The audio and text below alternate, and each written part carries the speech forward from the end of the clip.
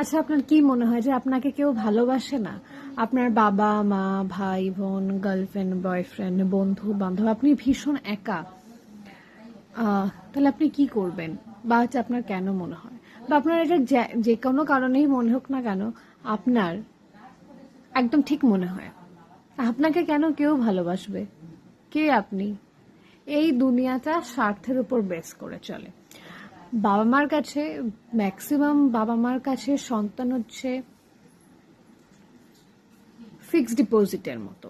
মানে কম বয়সে ফিক্সড ডিপোজিটটা করে রাখলাম, এর কিছু বছর পর যখন ডবল হবে তখন বুড়ো বয়সে কাজে লাগবে।